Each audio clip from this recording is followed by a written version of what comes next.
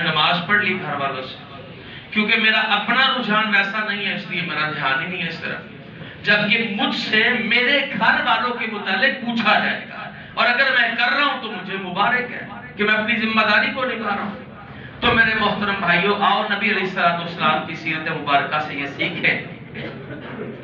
سورۃ الاحزاب میں اللہ نے ایک واقعہ بیان کیا ہے، سورہ نمبر 33 ہے، اور سورۃ الاحزاب میں 28 اور 29 نمبر آیت ہے۔ یہ دو آیتوں میں اللہ تعالیٰ نے ایک بہت بڑی بات بیان کی ہے۔ یہ اس میں ہمارے لیے بہت بڑا پیغام ہے، اگر ہم اس کو سمجھیں۔ اللہ سے دعا کیا کریں، اللہ جتنا علم دیا اس سے زیادہ ہمیں عمل کی توفیق عطا فرما۔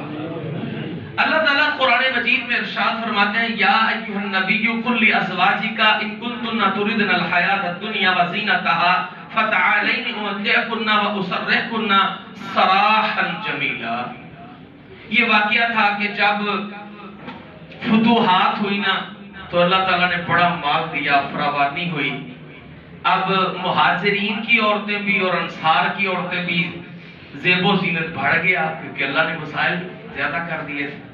تو ازواج مطہرات میں آج تفسیر میں پڑھ رہا تھا، جس وقت میں یہ آیتیں نازل ہوئی اور جب یہ واقعہ ہوا تو اس وقت نبی علیہ السلام کے نکاح میں 9 بیویاں تھیں۔ 5 بیویاں قریشی تھیں، حضرت عائشہ، حضرت حفصہ، ام حبیبہ، حضرت سودا، ام سلمہ، اور 4 ان کے علاوہ حضرت صفیہ، میمونہ، زینب، جویریہ، 9 بیویاں آپ کی خدمت میں تھیں۔ سوال کر دیا نبی علیہ السلام سے کہ اللہ کے رسول، اب تو مال وافر ہے، مہاجرین عورتیں اور انصار کی عورتیں بڑا زیب و زینت کرتی ہیں، تو آپ ہمارے لیے بھی کچھ اہتمام کریں۔ اب نبی علیہ السلام